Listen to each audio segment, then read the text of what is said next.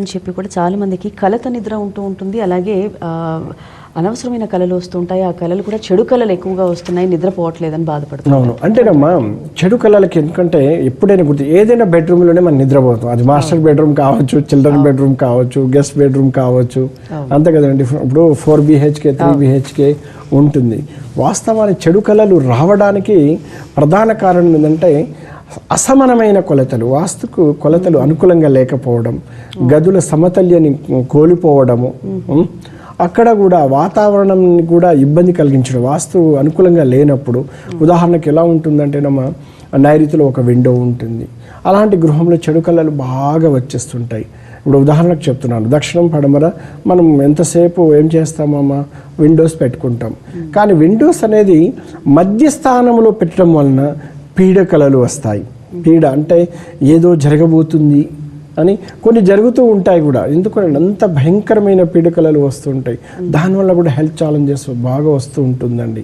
అందుకని ఎప్పుడైనా కూడా మాస్టర్ బెడ్రూమ్ ఎలా ఉండాలి, విశాలంగా ఉండాలి, గాలి వెలుతురు ఎలా ఉండాలి, ఉచ్చస్థానం నుంచి గాలి వెలుతురు రావాలి. మధ్యమ స్థానంలో విండో ఉందా, పీడకలలు చెడు కళలు వస్తాయి. అలా కాకుండా నైరుతిలో విండో ఉంటే మాత్రం భయంకరమైన పీడకలలు చెడు కళలు వస్తూ ఉంటాయి. నిద్రలేని సమస్యలు, ఆందోళన గురి అవ్వడము, నిద్రలో ఎగిసిపడము, ఇలాంటి. ఎందుకంటే అలా ఉన్నప్పుడు చెడు స్థానం నుంచి చెడు శక్తులు వచ్చి కొన్ని ఆహ్వానిస్తూ ఉంటాయండి. అలాంటి భయంకరమైన పీడలు ఉన్నప్పుడు ఏమవుతుందంటే అలా ఒక 2-3 సంవత్సరాల తర్వాత పెద్దగా మారిపోతుంది. అలా ఉన్నప్పుడు మీరు ఇబ్బంది పడవద్దు, నేనున్నాను. ఎందుకంటే వాటిని అష్టదిగ్బంధనతో కంట్రోల్ చేస్తుంది. చెడు శక్తిని ఇంట్లో లేకుండా కంట్రోల్ చేయడమే అష్టదిగ్బంధన కార్యక్రమం అన్నమాట. అందుకని మీరెవరు కూడా ఎలాంటి కూల్చివేతలు లేకుండా అష్టదిగ్బంధనతో కంట్రోల్ చేస్తూ ఉంటాను.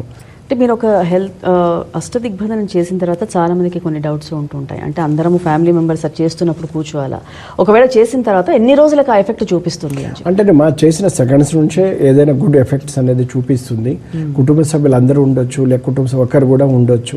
వాస్తవాన్ని అష్టదిగ్బంధన దేనికోసం చేసుకోవాలి అంటే గృహంలో సమస్యలు వస్తూ ఉన్నప్పుడు, గృహంలో అనేక రకమైన సమస్యలు అమ్మ. ఇప్పుడు ఒక క్యాన్సర్ ఉంది, మనం ఏం పాపం చేశాం, వాస్తవమా కాదు? మనకెందుకు రావాలి? క్యాన్సర్ అనేది ఒక భూతము. అది వచ్చిందంటే మన ఆస్తులు, అంతస్తులు, మన ప్రాణాలని కోల్పోతూ ఉంటామమ్మ. వాస్తవాన్ని ఒక్కసారి వాస్తు దోషాల మూలంగా వచ్చిందని నిర్ధారణ చేస్తే, ఆ వాస్తు దోషాన్ని సరిచేయగలిగితే ఎమ్మటి ఈ శరీరము వైద్యానికి సహకరించేసి మళ్ళీ మన పిల్లలకు, అంతే కదా, పిల్లలకు ఒక మంచి భవిష్యత్తుని ఇచ్చిన వాళ్ళు అవుతాం. అదే నిర్లక్ష్యం చేస్తే ఏమవుతుందమ్మా, మనం ఉన్నాం ముందు, అంతే కదమ్మా. అలా కాకుండా ఒక గృహంలో అనేకమైన సమస్యలు వస్తుంటాయి, 1-2 కాదు కదమ్మా. ఇప్పుడు ఉదాహరణకు చెప్తుంటాను, పిల్లలు మ్యారేజ్ కాక ఎంతమంది బాధపడుతూ ఉంటారు. వాళ్ళు ఏం తప్పు చేశారు చెప్పండి? లేట్ మ్యారేజెస్ చెప్తున్నాను. ఎందుకు లేట్ మ్యారేజ్ ఎందుకు జరగాలి? వాస్తవానికి అమ్మ 21 నుంచి 27 లోపల మ్యారేజ్ జరగాలి. 27 లోపు ప్రతి పిల్లల మ్యారేజ్ జరగాల్సిందే. కానీ అలా కాకుండా ఆలస్యం అవుతుందంటే ఆ గృహంలో వాస్తు దోషాలు పీడిస్తూ ఉన్నాయి. ఎందుకు శుభకార్యాలు ఆగిపోతున్నాయి? ఎందుకు మనకు శుభకార్యాలు ఆగిపోతున్నాయి? శుభకార్యాలు ఆగిపోవడానికి ప్రధాన కారణం ఏంటిది? దాని వెనకాల చదువు ఉండొచ్చు, జ్ఞానం ఉండొచ్చు, దాని వెనకాల ఏమంటారు సంపద ఉండొచ్చు. చదువుతో పాటు ఇప్పుడు సంతాన వృద్ధి చేసుకున్న వాళ్ళు ఉన్నారు, ధనాన్ని సంపాదించుకున్న వాళ్ళు ఉన్నారు, హ్యాపీనెస్ పొందిన వాళ్ళు కూడా ఉన్నారు. కానీ అలా కాకుండా 30 నుంచి 40 సంవత్సరాల వరకు మ్యారేజెసే కాకుండా ఉంటుందంటే ఎస్, ఇంట్లో కొన్ని కర్మదోషములు, వాస్తు దోషములు వాళ్ళు అనుభవిస్తూ ఉన్నారు. మ్యారేజ్ కాకపోవడం కూడా ఒక వాస్తు దోషం వాళ్ళు అనుభవిస్తున్నట్టే కదా.